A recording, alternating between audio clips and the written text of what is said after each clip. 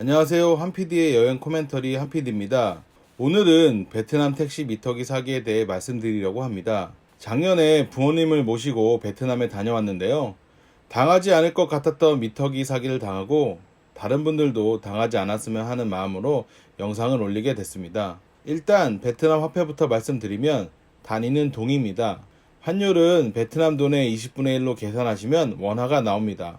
즉 베트남 동 20동이면 한국 1원입니다. 베트남 여행을 준비하시는 분들은 아시겠지만 베트남 화폐 단위가 생각보다 크다는 걸 아실 수 있습니다.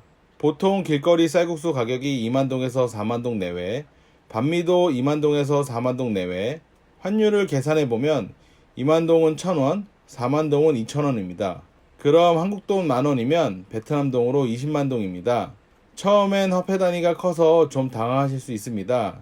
여행을 하시다 보면 조금씩 익숙해집니다. 이렇게 큰 화폐 단위가 미터기 사기를 당하게 합니다. 일단 하노이 기준으로 설명을 드리도록 하겠습니다. 그럼 첫 번째로 미터기 사기를 안 당하는 방법은 진짜 택시를 타는 겁니다. 우리나라라면 상상하기 힘들겠지만 베트남은 가짜 택시가 많습니다.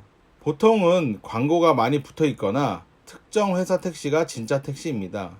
그래서 언뜻 보면 구분하기가 쉽지 않습니다. 그래서 저도 미터기 사기를 당한 것 같습니다. 그리고 진짜 택시라고 하더라도 다 안전한 건 아닙니다. 아까 말씀드렸다시피 단위가 커서 미터기를 잘 보셔야 합니다. 여기서 두 번째 사기 안 당하는 방법을 말씀드리겠습니다. 우선 보통 택시의 기본 요금은 5천동에서 만동 사이입니다. 그리고 여기서 중요한 거 미터기를 보는 방법입니다. 미터기에는 페어 곱하기 1000동이라고 적혀 있습니다. 그리고 밑에 숫자판에는 5.0, 7.0, 10.0 이렇게 적혀 있습니다. 그 뜻은 5.0이면 여기다가 곱하기 1000동을 해서 나중에 지불을 해야 한다는 뜻입니다. 화폐 단위가 크니까 뒤에 0 세 자리를 생략하고 나중에 곱하는 방식입니다. 여기서 바로 미터기 사기가 나옵니다. 보통 정상적인 택시 미터기에는 소수점이 표시가 되어 있는데요.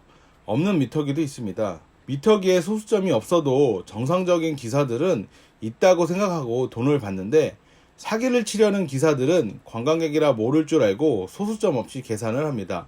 무슨 말이냐 하면 원래는 10.0이라고 나오면 나중에 1000을 곱해서 만동을 받아야 하는데 소수점이 없는 미터기는 100이라고 표시가 되고 1000을 곱해서 10만동을 받으려고 합니다. 한마디로 10배를 더 받아가려는 거죠.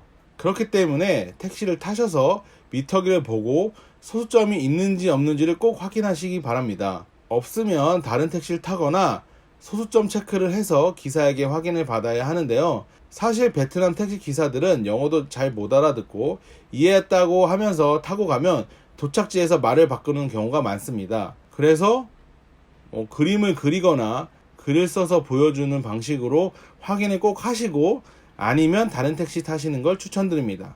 보통 호안게임 주변에 관광지를 돌아다닐 때 택시 요금은 5만동 이상 안 나옵니다. 시내 정도 가시거나 마트를 가셔야 10만동, 15만동 나옵니다. 그래서 소수점 미터기 사기를 당하셨을 때는 기사 말을 무시하시고 5만동을 얼굴에 뿌리시고 그냥 내리시면 됩니다. 택시 기사들이 뭐라고 하는데 그냥 다 무시하시고 그냥 적당히 5만동 주고 내리시면 될 것 같습니다. 그리고 문 닫아 버리시고 그냥 갈 길 가시면 될 것 같아요. 그리고 여기서 세 번째 미터기 사기법을 말씀드리겠습니다. 바로 미터기 자체 조작입니다. 아까 말씀드렸다시피 호황게임 주변 택시 요금은 5만동, 시내는 10만동 내외입니다. 공항이나 가야 30만동, 40만동 나옵니다. 근데 미터기 조작 택시를 타시면 3초, 5초마다 막 미터기가 올라갑니다. 저도 여기에 당했습니다. 소수점도 있고 안심하고 가는데 굉장히 가까운 거리를 가는데 10만동이 넘어서 막 올라가고 있는 겁니다. 그래서 빨리 인터넷을 찾아봤는데 미터기 조작인 걸 알고 중간에 스탑하고 내렸습니다. 당황해서 돈을 다 주고 내렸는데 못 발견했으면 100만동 낼 뻔했습니다. 100만동이면 쌀국수가 40에서 50그릇입니다.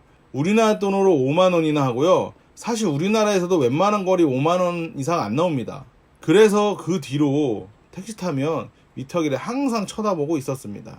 다시 한번 말씀드리지만 택시를 타실 경우 미터기를 항상 주의 있게 보셔야 합니다. 숫자가 막 올라간다 싶으면 중간에 스탑하고 내리시고 당황하지 마시고 이번에도 얼굴에 5만동 뿌려주시고 그냥 내리시면 됩니다. 다시 한번 말씀드리지만 공항 가는 거 아니고서야 웬만한 곳은 10만동 이상 안 나옵니다.